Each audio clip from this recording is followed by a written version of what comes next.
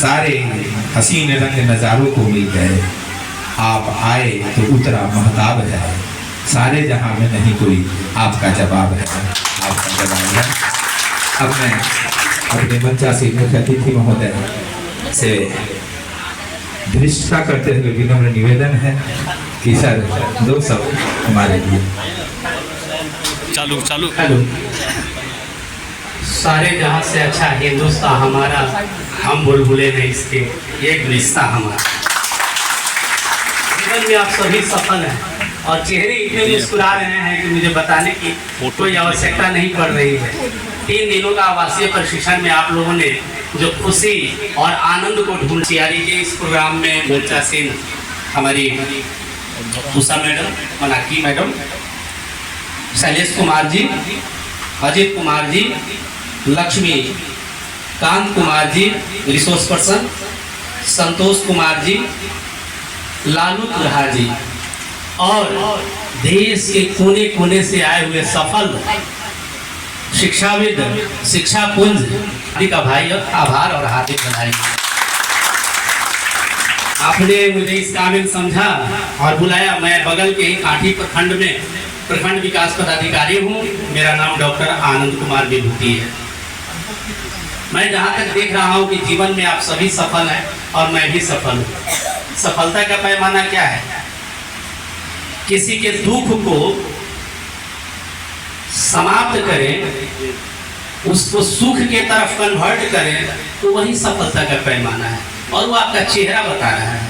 मैं भी बिहार सरकार का एक पदाधिकारी होने के नाते दिव्यांग समूह पर इतना जबरदस्त मैं काम करता हूं, जिसका प्रमाण आपके लालू जी हैं। यहाँ दिव्यांग समूह के जो लोग हैं वो जानते हैं।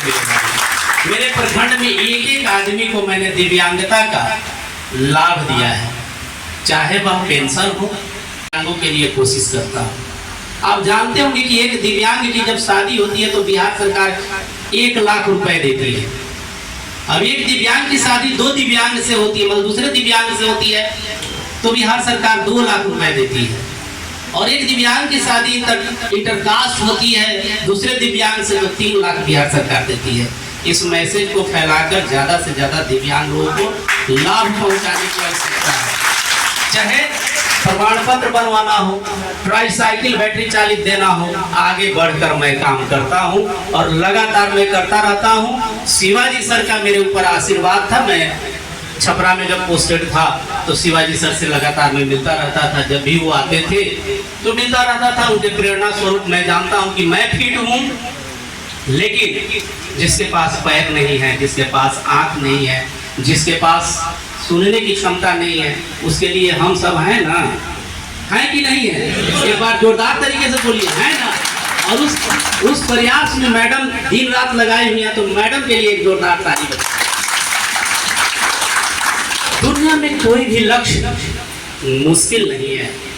अगर आप ईमानदारी से उसका पीछा करें तो निश्चित जीवन में एक न एक दिन सफलता मिलती है।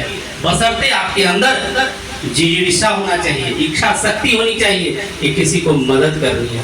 मैं जा रहा था कल इधर रोड से पटना से आने के क्रम में, एक आंख से दिव्यांग थे।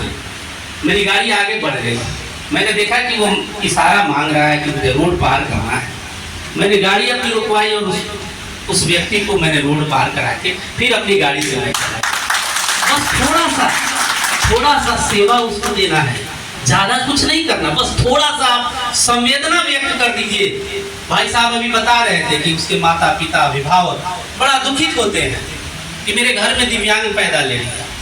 दिव्यांगता दुखी का कारण नहीं है। ये कभी भी नहीं समझिए कि दिव्यांग है तो उसके लिए दुखी होंगे।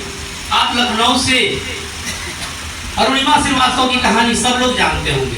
सारे फिट महिला थी, एथलीट महिला थी, माउंट एवरेस्ट पर मृत अवस्था में चली गई और लोगों ने सुबह में देखा तो उठाकर एम्स ले जाकर भर्ती कराया। तो 4 दिन बाद होश आया और होश आया तो देखिए कि मेरा पैर एक है और इच्छा शक्ति थी कि माउंट एवरेस्ट पर चढ़ना है।